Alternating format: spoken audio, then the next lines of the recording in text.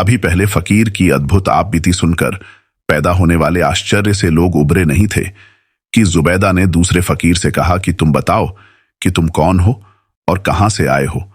उसने कहा कि आपकी आज्ञानुसार मैं आपको बताऊंगा कि मैं कौन हूं, कहां से आया हूं और मेरी आंख कैसे फूटी। मैं एक बड़े राजा का पुत्र था। बाल्यकाल ही से मेरी विद्यार्जन में गहरी रुचि थी। अतएव मेरे पिता ने दूर दूर से प्रख्यात शिक्षक बुलाकर मेरी शिक्षा के लिए रखे। थोड़े ही समय में मैंने न केवल लिखना पढ़ना सीख लिया बल्कि कुरान शरीफ भी कंठस्थ कर लिया। इसके अतिरिक्त नबी के कथनों यानी हदीसों और धर्म और दर्शन शास्त्र की शिक्षा भी प्राप्त कर ली। इसके अतिरिक्त भांति भांति के कला कौशल भी सीख लिए और इतिहास, पहेली और मनोरंजन वार्ता में भी पारंगत हो गया। मैंने काव्य शास्त्र और गणित में भी अच्छा अभ्यास कर लिया, जैसा एक राजकुमार होने के नाते मुझसे आशा की जाती थी। इन सब के साथ ही मैंने सुलेखन में भी दक्षता प्राप्त कर ली और अरबी लिपि की 7 लेखन पद्धतियों का मुझे ऐसा अभ्यास हो गया कि मेरे जैसा सुलेखक दूर दूर तक नहीं पाया जाता था। इतने गुणों और कौशलों को प्राप्त करने पर भी मैं अपने दुर्भाग्य के लेख को न मिटा सका और इस दुर्वस्था में पहुंच गया जो तुम लोग देख रही हो। हुआ यह कि मेरे विद्यार्जन और कला कौशल में पारंगत होने की ख्याति जब दूर दूर पहुंची तो हिंदुस्तान के बादशाह ने मुझे देखने की इच्छा प्रकट की। उसने मुझे भेंट करने के लिए एक दूत के हाथ बहुत सी बहुमूल्य वस्तुएं भेजी और संदेशा भिजवाया कि मैं जाकर उससे मिलूं। मेरे पिता इस बात से बड़े प्रसन्न हुए क्योंकि एक तो एक महान सम्राट से उनके संबंध बन रहे थे, फिर राजकुमार होने के नाते मुझे देश देश की जानकारी और राजाओं महाराजाओं से मेल जोल बढ़ाना ही चाहिए था। अतएव मैं अपने पिता की आज्ञानुसार थोड़ी सी यात्रा की सामग्री और कुछ चुने हुए सेवक लेकर हिंदुस्तान की ओर रवाना हुआ, क्योंकि बड़ी सेना ले आने की न तो आवश्यकता ही थी न यह बात उचित ही होती।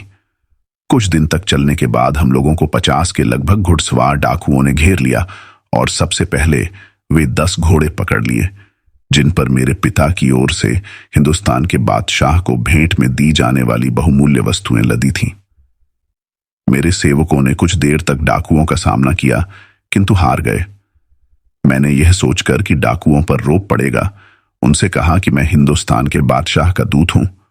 उसने घृणापूर्वक कहा, हमें हिंदुस्तान के बादशाह की क्या परवाह है, हम न तो उसके शासित देश में रहते हैं न उसके नौकर हैं। फिर उन डाकुओं ने हम लोगों पर आक्रमण किया। हम भी कुछ देर तक लड़े लेकिन उनका क्या सामना करते। मेरे कई साथी मारे गए और मैं भी घायल हो गया और मेरा घोड़ा भी। नितांत में जान बचाकर अपने घोड़े पर भाग निकला और डाकुओं की पहुंच से दूर हो गया। कुछ दूर तक दौड़ने के बाद मेरा घोड़ा भी थकन और घावों के कारण गिरकर मर गया। मैंने भगवान को धन्यवाद दिया कि माल असबाब जाता रहा लेकिन जान तो बच गई, किंतु मैं नितांत अकेला और द्रव्यहीन था।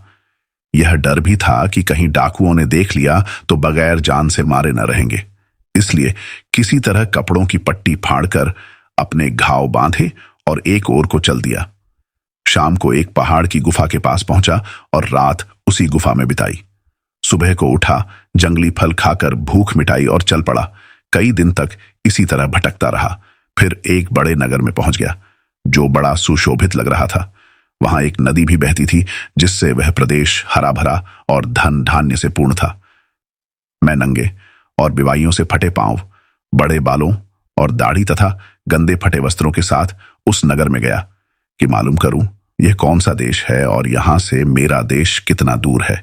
यह सोचकर मैं एक आदमी के पास जो सरकारी लिपिक था और शहर में आने जाने वालों का हिसाब रखता था गया। उसने मेरा वृत्तांत पूछा और मैंने सब कुछ जो मुझ पर बीता था उसे बताया। उसने धैर्यपूर्वक मेरी बातें सुनी, किंतु फिर उसने जो कुछ कहा उससे मेरे हृदय में शांति आने की जगह भय भर गया। उसने कहा कि तुमने मुझे अपना पूरा हाल बता दिया है, सो तो ठीक है, लेकिन यहाँ के किसी और व्यक्ति को कुछ न बताना, क्योंकि यहाँ का बादशाह तुम्हारे पिता का शत्रु है और उसे तुम्हारा पता चला तो तुम्हारे साथ बुरी बीतेगी। मैंने उस बूढ़े लिपिक को बहुत धन्यवाद दिया कि उसने मुझ पर दया दिखाई और मुझे खतरे से चेतावनी दे दी। मैंने उससे वादा किया, अब मैं यहाँ के किसी आदमी को अपनी सच्ची कहानी नहीं बताऊंगा। वह लिपिक यह सुनकर प्रसन्न हुआ। मेरा भूख से बुरा हाल हो रहा था, इसलिए उसने अपने घर से खाना लाकर मुझे खिलाया और वहीं एक कोने में लेटकर थकावट दूर करने को कहा। मैंने ऐसा ही किया। जब मेरे शरीर में शक्ति और स्फूर्ति आ गई तो मैं फिर उसके पास गया। उसने पूछा कि तुम्हें कोई हुनर ऐसा आता है जिससे तुम अपनी जीविका चला सको। मैंने साहित्य, काव्य, कला, व्याकरण, सुलेखन आदि की निपुणता की बात कही तो उसने कहा, यह सब यहां बेकार है। यहां विद्या की कोई पूछ नहीं। तुम्हें इस विद्या से एक पैसा भी यहां नहीं मिलेगा। उसने कहा कि तुम शरीर से तगड़े हो, तुम्हें चाहिए कि एक जांघिया पहनकर जंगल में चले जाओ और लकड़ियां काटकर शहर में लाकर बेचा करो। उससे तुम्हें इतनी आय तो हो ही जाएगी कि किसी का आश्रय लिए बगैर अपना खर्च चला लो। कुछ दिन इसी प्रकार दुख उठाकर मेहनत करके समय बिताओ। आशा है कि इसके बाद भगवान तुम पर कृपा करेगा और तुम फिर सुख समृद्धि प्राप्त करोगे। मैं तुम्हारी इतनी सहायता कर दूंगा कि तुम्हें एक कुल्हाड़ी और एक रस्सी दे दूं। मरता क्या ना करता। यद्यपि यह कार्य मेरे योग्य किसी प्रकार नहीं था, फिर भी मैंने यह करना स्वीकार कर लिया क्योंकि कोई और रास्ता नहीं था। दूसरे दिन लिपिक ने मुझे एक जांघिया, एक कुल्हाड़ी और एक रस्सा लाकर दे दिया और मेरा परिचय थोड़े से लकड़हारों से करा दिया और कहा कि इस आदमी को भी लकड़ी काटने के लिए साथ ले जाया करो। मैं लकड़हारों के साथ जंगल में जाता और लकड़ियां काटकर उनका गट्ठा बनाकर शहर में ला बेचने लगा। मुझे एक गट्ठे का मूल्य एक स्वर्ण मुद्रा मिलती थी। यद्यपि जंगल उस शहर से दूर था, तथापि नगर निवासी बड़े आलसी थे और श्रम करने के अभ्यस्त न थे, इसलिए लकड़ी शहर में बहुत महंगी मिलती थी। कुछ ही दिनों में मेरे पास काफी स्वर्ण मुद्राएं हो गईं, जिनमें से कुछ अपने उपकारी लिपिक को मैंने दे दी। इसी प्रकार मेरा 1 वर्ष व्यतीत हो गया। एक दिन लकड़ी काटते काटते अपने साधारण स्थान से आगे बढ़ गया। आगे का जंगल मुझे और अच्छा लगा। मैंने एक वृक्ष काटा। जब उसकी डालें और तना काट चुका तो मैंने उसकी जड़ भी काट कर ले जानी चाहिए। कुल्हाड़ी चलाते चलाते मुझे एक लोहे का कड़ा दिखाई दिया और मिट्टी हटाई तो देखा कि कड़ा लोहे के दरवाजे में लगा है। मैंने जोर लगाकर उसे ऊपर उठाया तो नीचे जाती हुई सीढ़ियां दिखाई दी। मैं रस्सा और कुल्हाड़ी सहित नीचे उतर गया। नीचे एक बड़ा मकान था जिसमें ऐसा प्रकाश हो रहा था जैसे वह धरती के ऊपर बना हो। मैं आगे बढ़ता गया तो देखा कि सामने एक बारादरी है जिसके पाए संगे मूसा के बने हुए हैं और खंभे नीचे से ऊपर तक खालिस सोने के बने हैं। बारादरी में एक अत्यंत रूपवती स्त्री बैठी थी। मैंने उसे देखा तो ठगा सा रह गया। मैंने उसके निकट जाकर अभिवादन किया। स्त्री ने मुझसे पूछा, तुम कौन हो, मनुष्य या जिन्न? मैंने सिर उठाकर कहा, हे सुंदरी, मैं मनुष्य हूं, जिन्न नहीं हूं। वह स्त्री शोक युक्त स्वर में बोली, तुम मनुष्य हो तो यहां मरने के लिए क्यों आए हो? मैं यहां 25 वर्षों से रह रही हूं और इस काल में तुम्हारे सिवाय और कोई मनुष्य नहीं देख सकी हूं। उस स्त्री के अनुपम रूप के साथ ही उसके स्वर की मधुरता का मुंह पर ऐसा प्रभाव पड़ा कि कुछ देर तक मेरे मुंह से कोई बात नहीं निकली। कुछ देर में स्वस्थ होकर मैंने उस स्त्री से कहा, सुंदरी, मुझे तुम्हारा कुछ हाल नहीं मालूम, किंतु तुम्हारे दर्शन मात्र से मुझे अतीव सुख मिला है और मैं अपना सारा दुख दर्द भूल गया हूं। मेरी अतीव इच्छा है कि तुम्हें यहां से छुड़ा दूं, क्योंकि यह स्पष्ट है कि तुम यहां सुखी नहीं हो। और मैंने अपना सारा जीवन वृत्त उस स्त्री के समक्ष वर्णन किया। मेरा पूरा हाल सुनने के बाद वह स्त्री ठंडी सांस भरकर बोली, शहजादे, तुम ठीक कहते हो। यह मकान जादू का है और यहाँ प्रचुर धन और समस्त सुविधाएं उपलब्ध हैं। फिर भी मुझे यहाँ रहना तनिक भी पसंद नहीं। तुमने आबनूस के द्वीपों के बादशाह अबू तैमुरस का नाम सुना होगा। मैं उसकी बेटी हूं। मेरे पिता ने मेरा विवाह अपने भतीजे के साथ कर दिया। जब मैं शादी के बाद अपने पति के घर जाने लगी तो रास्ते में मुझे एक दुष्ट जिन्न ने उड़ा लिया। मैं भय के कारण लगभग 3 पहर तक अचेत रही। जब मुझे होश आया तो मैंने अपने को इस मकान में पाया। अब केवल उसी जिन्न के साथ मेरा उठना बैठना है। यह सारा धन और सुख सामग्री जो यहां दिखाई देती है, मुझे कुछ भी संतोष नहीं दे पाती। हर 10वें दिन जिन्न यहां आता है और मेरे साथ रात बिताता है। उसका विवाह पहले तो उसी की जाति की एक स्त्री से हो चुका है और वह अपनी स्त्री के भय से मेरे पास इससे अधिक नहीं रह पाता। 10 दिन के अंदर यदि किसी दिन मैं उसे बुलाना चाहूं तो उसका भी प्रबंध उसने कर दिया है।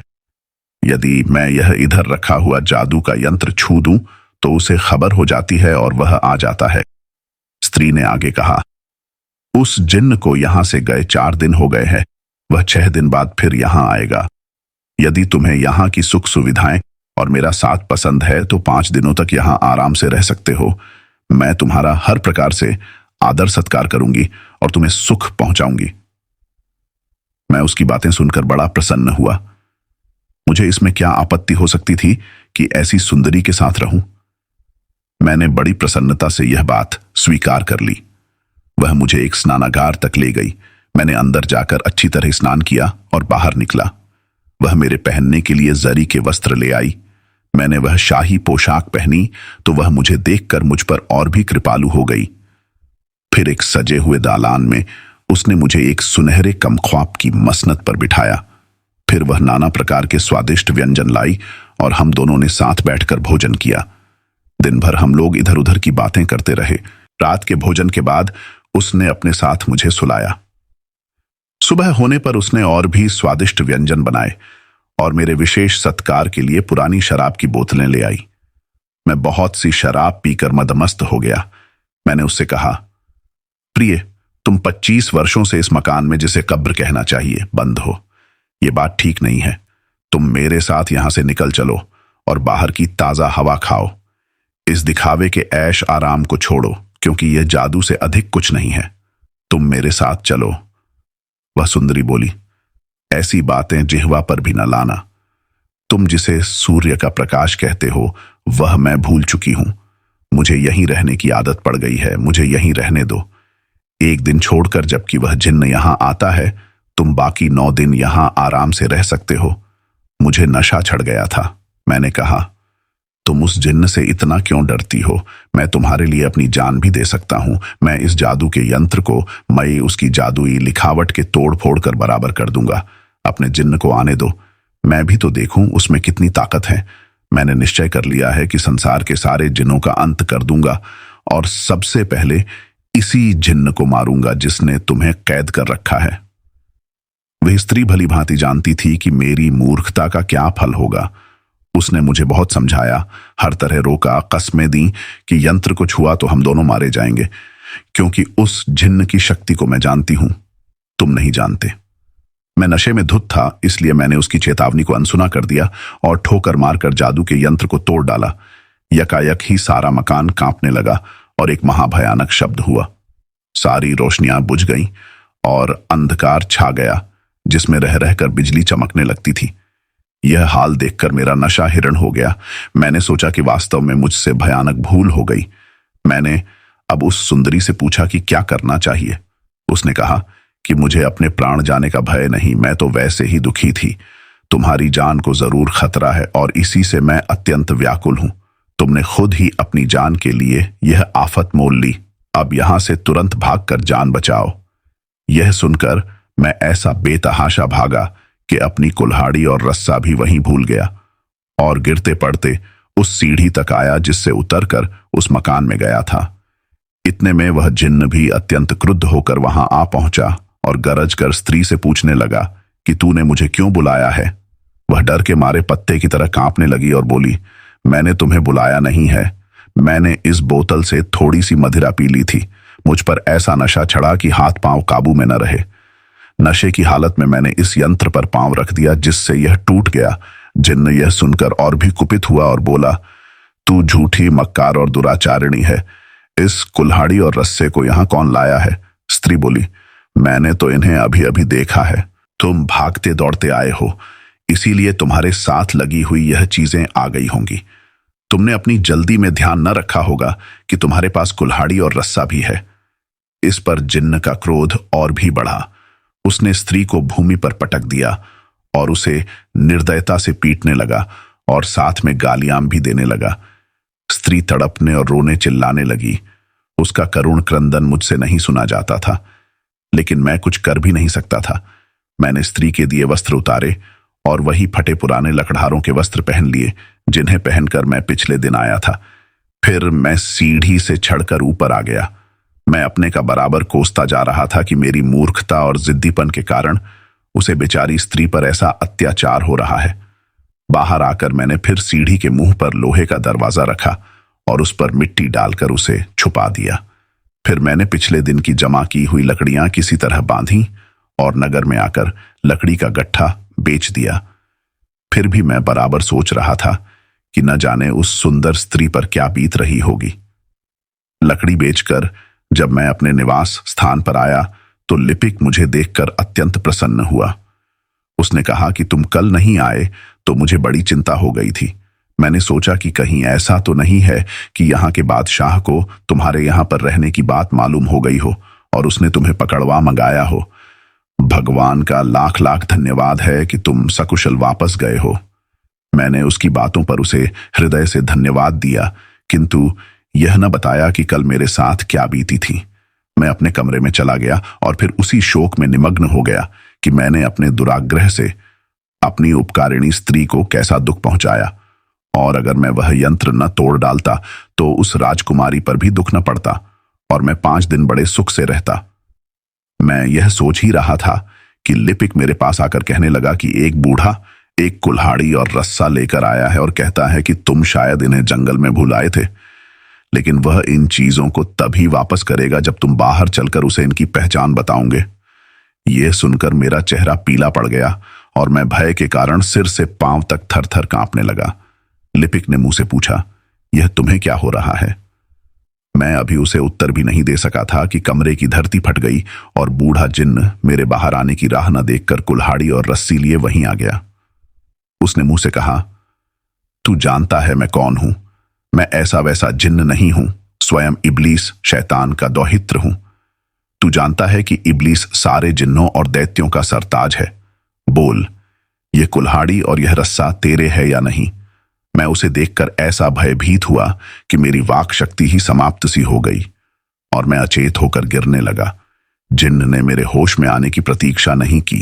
वह मुझे कमर से पकड़कर ले उड़ा और 2 क्षण में ही मैं इतने ऊंचे पर्वत पर ले जाकर रख दिया जिस पर चढ़ने में महीनों लगते। फिर उसने पहाड़ की चोटी पर पांव पटका। इससे धरती फट गई। जिन्न मुझे लेकर उस गड्ढे में उतर गया और पलक झपकते ही मुझे उठाए हुए उस मकान में आ गया जहां मैंने राजकुमारी के साथ पिछला दिन बिताया था। यह देखकर मेरे दुख का पारावार न रहा कि राजकुमारी अब भी जमीन पर पड़ी तड़प रही थी और अधमरी सी अवस्था में चीख पुकार कर रही थी। उस जिन्न ने कहा, देख, यह कुल्लटा तुझ पर मोहित है। स्त्री ने मुझ पर सरसरी निगाह डालकर कहा कि मैं इसे बिल्कुल नहीं जानती। इससे पहले मैंने कभी इसे देखा ही नहीं। जिन्न बोला, तू झूठी है जो कहती है इसे कभी नहीं देखा। इसी आदमी के कारण तेरी जान जाएगी। स्त्री ने कहा कि तुम किसी न किसी बहाने से इसे मार डालना चाहते हो, इसी से मुंह से झूठ कहलवा रहे हो। जिन्न ने कहा कि अगर तू वास्तव में इससे अपरिचित है तो तलवार उठा और इसका सिर काट दे। राजकुमारी ने कहा, मुझसे तलवार कहां उठेगी? इसक अतिरिक्त यह कैसे हो सकता है कि मैं किसी निर्दोष व्यक्ति के प्राण लूं? जिन्न ने कहा कि ऐसी हालत में भी तू इसे मारने से इनकार करती है। इसी बात से तेरा पापाचार सिद्ध हो जाता है। फिर जिन्न ने मुंह से पूछा कि तू इस स्त्री को जानता है या नहीं? मैंने जी में सोचा कि राजकुमारी स्त्री होकर भी इतना साहस दिखा रही है, मैं मर्द होकर यदि इसका भेद खोलूं तो इससे अधिक अशोभनीय क्या होगा। इसलिए मैंने भी कहा कि मैंने इससे पहले इस स्त्री को कभी नहीं देखा है। जिन्न बोला, अगर तू सच कहता है तो उठा तलवार और काट दे इसका सिर। मैं मन में सोचने लगा कि यह तो अत्यंत अनुचित बात होगी कि उस स्त्री को जो मेरे कारण इस दुख में पड़ी थी अपने हाथ से मारूं। स्त्री ने मुंह से संकेत से कहा कि तुम सोच विचार न करो, मेरी जान बचने ही की नहीं है। तुम अपने हाथ से मुझे मार डालो और इस प्रकार अपनी जान बचाओ, मुझे इसी में संतोष मिलेगा।